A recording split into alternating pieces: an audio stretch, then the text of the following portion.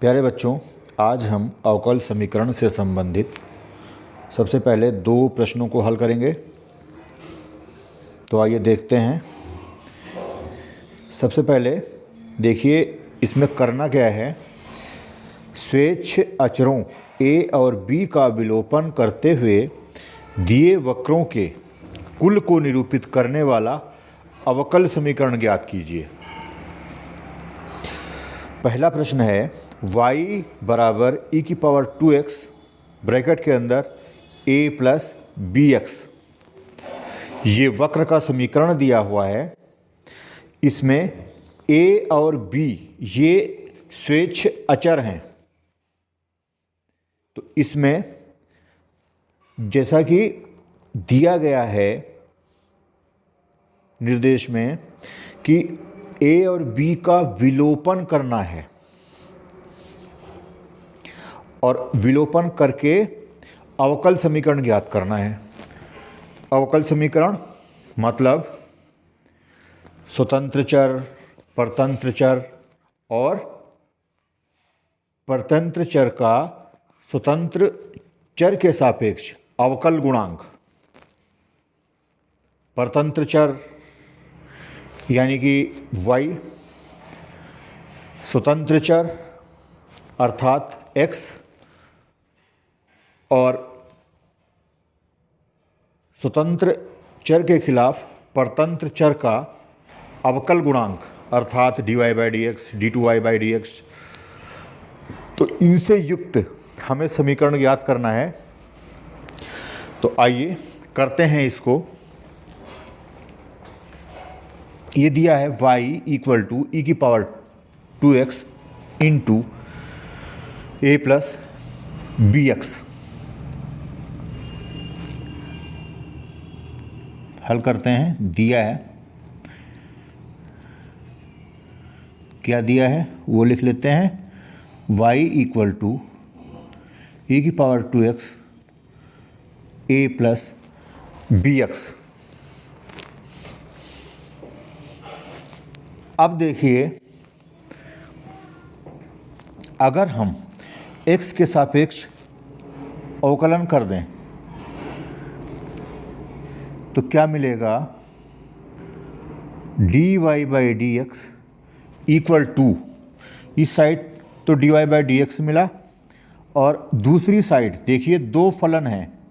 जब हम x के सापेक्ष अवकलन कर रहे हैं तो दोनों साइड करेंगे। इस साइड तो dy/dx आ गया, इस साइड दो फलन है। तो इसमें दो फलनों का अवकलन कैसे करते हैं वो फार्मूला लगाना है हमें। तो उसके लिए पहला फलन जैसा है वैसे ही आ जाएगा इनटू दूसरे फलन का x के सापेक्ष अवकल गुणांक। ये हो जाएगा 0 प्लस a का a कांस्टेंट है तो इसका अवकल गुणांक 0 हो जाएगा x के सापेक्ष, और प्लस bx का b हो जाएगा। ये लिख दिया। फिर उसके बाद दूसरा फलन ज्यों का त्यों आ जाएगा इनटू पहले फलन का x के सापेक्ष अवकल गुणांक अर्थात 2e की पावर 2x। dy/dx को जैसा है वैसे ही लिख दिया बराबर, यहाँ देखिए ये आ गया b इंटू ई की पावर 2x। 0 प्लस b होता है तो b इंटू ई की पावर 2x आ गया, प्लस ये आ गया 2 इंटू a प्लस bx ई की पावर 2x। यहाँ पे ये नोट कर लीजिए कि y का मान दिया है e की power 2x into a plus bx, अर्थात हमें जहाँ पे ज़रूरत पड़ेगी आगे तो वहाँ पे हम इसकी जगह पे e की power 2x into a plus bx की जगह पे y लिख देंगे। तो यहाँ देखिए ये आया हुआ है, ये किसकी वैल्यू हो जाएगी y की। ये हमें हमारे पास समीकरण दी हुई थी, इसको चलिए एक मान लें अगर, तो dy/dx ये बन जाएगा b इंटू ई की पावर 2x प्लस 2y। हमें ए और बी का विलोपन करना है, तो फिलहाल ए और बी में से ए का विलोपन तो हो चुका है। कैसे हुआ है? इस समीकरण 1 से इसकी जगह पे y का मान रख दिया है हमने। ये लिख दीजिए समीकरण 1 से। अभी भी हमें b का विलोपन करना है, तो क्या करें कि b का भी विलोपन हो जाए। तो उसके लिए एक बार फिर से दोनों पक्षों में x के सापेक्ष अवकलन कर देते हैं। जब हम पुनः अवकलन करेंगे x के सापेक्ष, तो ये बन जाएगा d2y upon dx2 equal to, ये b कांस्टेंट है, e की पावर 2x है, तो ये आ जाएगा 2b e की पावर 2x प्लस फिर से 2 कांस्टेंट है, और y का x के सापेक्ष अवकल गुणांक हो जाएगा dy बाई dx।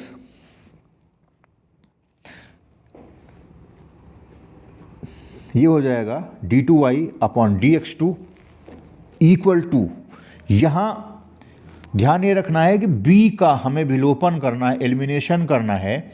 तो जो ये दूसरा समीकरण, देखिए इसको हम दूसरा समीकरण अगर मान लें, तो इस दूसरे समीकरण को ध्यान से देखें, तो इसमें है dy by D X equal to B E की पावर 2x प्लस 2y।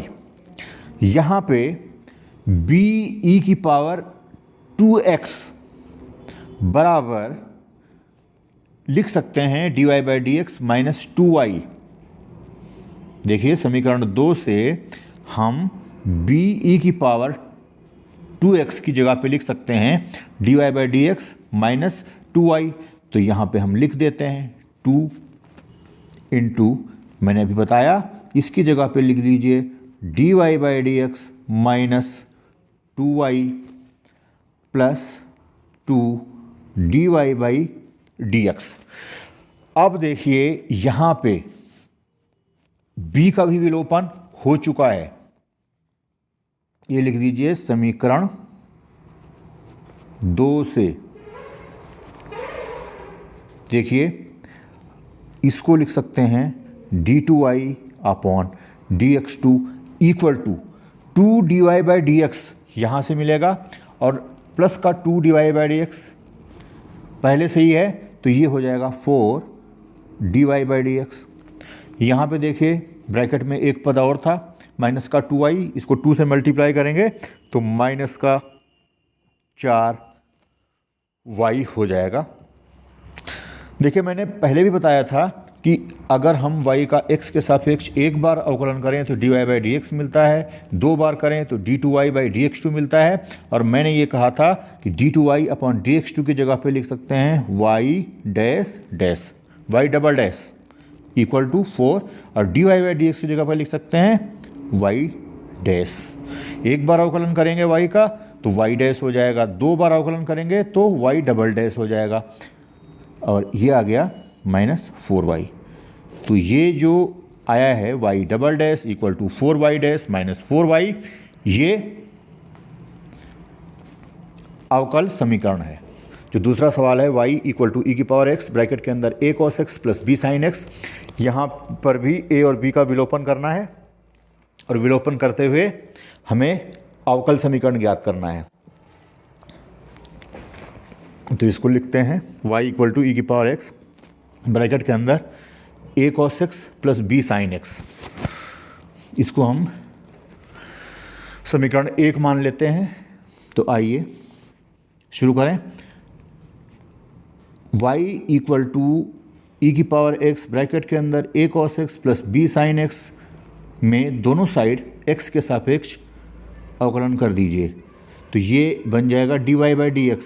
मैंने भी बताया dy बाई dx को हम y1 भी लिख सकते हैं या y डैश भी लिख सकते हैं। तो अभी फ़िलहाल dy बाई dx कर लीजिए इक्वल टू ई की पावर, इधर ये 2 फलन हैं, तो सबसे पहले इसका जब अवकलन करेंगे तो ई की पावर x को पहला फलन, तो ये तो वैसे ही आ जाएगा, और फिर पहला फलन, दूसरे फलन का अवकल गुणांक प्लस दूसरा फलन इंटू पहले फलन का अवकल गुणांक, ये लगाते हैं फार्मूला। तो पहला फलन ज्यों का त्यों आ जाएगा और दूसरे फलन का अवकलन ये हो जाएगा minus a sine x plus b cos x plus दूसरा फलन ज्यों का त्यों आ जाएगा a cos x plus b sine x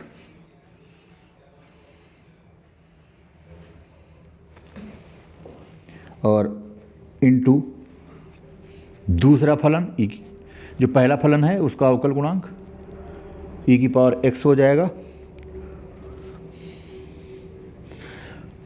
D Y by D X की जगह पे हम वाई डैश लिख सकते हैं, तो इसको हमने लिख लिया वाई डैश इक्वल टू ई की पावर एक्स। ये जैसा है वैसे ही रहने दिया ब्रैकेट के अंदर, प्लस यहाँ पे आया है एक a cos x plus b sine x into e की पावर एक्स। ये समीकरण एक को देखो तो ये y के बराबर है, तो हमने यहाँ पे लिख दिया y। अभी भी a और b दोनों ज्यों के त्यों हैं, इसमें किसी का भी विलोपन नहीं हुआ है। तो एक बार फिर से जो ये समीकरण है दोनों पक्षों में अवकलन कर देंगे, तो ये हो जाएगा y डैश का जब x के सापेक्ष अवकलन करेंगे तो y डैश हो जाएगा। और यहाँ पे जैसे अभी हमने पहले किया था बिल्कुल वैसे ही कर लेंगे।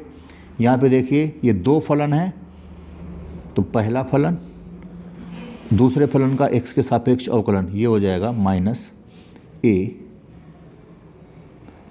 Cos x minus b sine x plus अब पहले फलन का अवकलन ई की पावर एक्स हो जाएगा और दूसरा फलन ज्यों का त्यों वैसे ही आ जाएगा minus a sine x plus b cos x और प्लस ये y है तो y का भी x के सापेक्ष अवकलन करेंगे तो ये y डैश हो जाएगा। तो हमें ये मिला y डबल डैश, इसमें से अगर माइनस कॉमन ले लें तो ये माइनस ई की power x a cos x plus b sine x मिल जाएगा प्लस ई की power x into minus a sine x plus b cos x. इसकी जगह पे अगर हम लिखना चाहें तो समीकरण 2 को देखिए। समीकरण 2 में ई की पावर एक्स ब्रैकेट के अंदर minus a sine x plus b cos x की जगह पे लिख सकते हैं वाई डैश माइनस वाई। ध्यान से देखिए इसको। और फिर ई की पावर एक्स ब्रैकेट के अंदर minus a sine x plus b cos x, इसकी जगह पे लिख सकते हैं समीकरण 2 से वाई डैश माइनस वाई। तो यहाँ पे लिख दीजिए वाई डैश माइनस वाई और प्लस वाई डैश पहले से ही है। एक बार फिर से देखिए Y double dash equal to minus, और इसको देखें अगर ध्यान से हम तो ई की पावर एक्स ब्रैकेट के अंदर a cos x plus b sine x, इसकी जगह पे हम क्या लिख सकते हैं समीकरण 1 से वाई। तो ये हो गया Y plus Y dash minus Y plus Y dash. तो ये बन जाएगा Y double dash equal to minus Y minus 2y plus Y dash plus 2y dash. तो इसको लिख सकते हैं Y double dash plus 2y minus 2y dash plus 2y equal to 0। इसको चाहें तो ये डैश न लिख करके लिख सकते हैं d2y upon dx2 minus 2 dy by dx plus 2y equal to 0। तो ये हमारा अवकल समीकरण हो जाएगा और इसका आंसर आ जाएगा। और अगला सवाल है, y अक्ष को मूल बिंदु पर स्पर्श करने वाले वृत्तों के कुल का अवकल समीकरण ज्ञात कीजिए। तो इस प्रश्न में सीधा सीधा वक्र का समीकरण न दे करके यहाँ पे वृत्त के समीकरण के लिए कंडीशन दी गई है, और वृत्त के समीकरण ज्ञात करने के लिए कंडीशन क्या है कि y अक्ष को मूल बिंदु पर स्पर्श करने वाले। तो देखते हैं वृत्त का समीकरण क्या आएगा जिससे हम अवकल समीकरण ज्ञात कर सकें। तो उसके लिए हम चित्र बना लेते हैं, और चित्र में देखिए क्या है, ये वृत्त खींच लिया हमने, जिसे कंडीशन दी गई है सवाल में कि y अक्ष को मूल बिंदु पे स्पर्श कर रहा है। मान लीजिए ये x अक्ष है, ये y अक्ष है। यहाँ पे जैसा कि मैंने चित्र बनाया है, ये x अक्ष और y अक्ष जहाँ मिलते हैं उसे हम मूल बिंदु कहते हैं। इसके निर्देशांक होते हैं 0,0। ये मान लीजिए केंद्र है C के निर्देशांक हम मान लेंगे h, k हैं। ये हमने अपने मन से माना है h, k। यहाँ पे देखिए क्योंकि ये केंद्र इसका x अक्ष पे है, क्योंकि जैसी कंडीशन दी हुई है कि y अक्ष को मूल बिंदु पर स्पर्श कर रहा है, जब y अक्ष को मूल बिंदु पे स्पर्श कर रहा है तो इसका मतलब इसका केंद्र होगा वो x अक्ष पे होगा। और हमें पता है कि x अक्ष पे जो कोटि होता है, कोटि 0 होता है। तो इसका मतलब हमें k की जगह पे 0 करना पड़ेगा। तो केंद्र के निर्देशांक लेने पड़ेंगे h, 0। अब क्योंकि C के निर्देशांक h, 0 हैं और यहाँ पे ये मूल बिंदु है O, तो इसका मतलब O से C तक की दूरी अर्थात त्रिज्या वो h के बराबर होगी। तो आइए देखते हैं कि वृत्त का समीकरण क्या हो जाएगा। वृत्त का समीकरण ये हो जाएगा s minus x minus h का whole square plus y minus, अब k की जगह पे 0 है तो y माइनस 0 का whole square equal to r square. r की जगह पे h है तो ये h का स्क्वायर हो जाएगा, अर्थात x square minus 2hx plus h square plus y square equal to h square. h square से h स्क्वायर कट हो जाएगा तो ये आ गया x square plus y square minus 2hx equal to 0। तो ये वृत्त का समीकरण अर्थात वक्र का समीकरण आ गया, और इसकी सहायता से हमें अवकल समीकरण ज्ञात करना है। और ध्यान ये रखना है कि ये जो h है ये पिछले सवालों की तरह ये कांस्टेंट है, स्वेच्छ अचर है। तो इसका मतलब जब हम अवकल समीकरण ज्ञात करेंगे तो उसमें ये h नहीं आना चाहिए, अर्थात हम h का विलोपन करेंगे। तो समीकरण 1 के दोनों पक्षों में x के सापेक्ष अवकलन कर लेते हैं फिलहाल। तो ये बन जाएगा 2x plus 2y into dy/dx न लिख के हम लिख देते हैं y dash minus 2h, x का 1 होता है अवकल गुणांक इक्वल टू 0। ये मिल जाएगा, x 2 कॉमन ले लेंगे इसमें तो x plus y dash minus h equal to 0।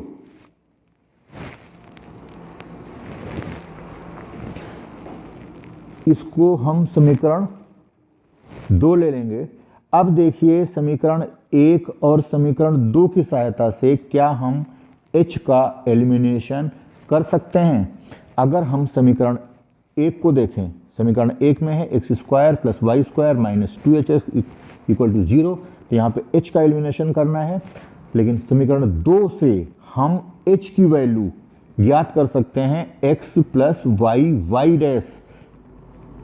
देखिए यहाँ पे, तो इसका मतलब है समीकरण 1 से क्या हो जाएगा, X square plus Y square minus 2। h की जगह पे समीकरण 2 से हम लिख सकते हैं x plus Y Y dash. ये नोट करना है यहाँ पे, और इंटू x इक्वल टू 0 मिलेगा। तो ये बन जाएगी समीकरण X square plus Y square minus 2x square. देखिए ये x का अंदर मल्टीप्लाई कर देंगे और 2 का भी अंदर मल्टीप्लाई कर देंगे, तो माइनस के 2x स्क्वायर मिल जाएगा। फिर मिलेगा माइनस के 2x Y Y dash equal to 0। ये x स्क्वायर और माइनस 2x स्क्वायर ये मिलके हो जाएंगे माइनस का x square plus Y square minus 2x Y Y dash equal to 0। इसको हम ऐसे भी लिख सकते हैं Y square minus X square minus 2x Y into D Y by D X equal to 0। तो यहाँ देखिए h का एलिमिनेशन हो गया है और ये हमारे पास अवकल समीकरण आ गई है।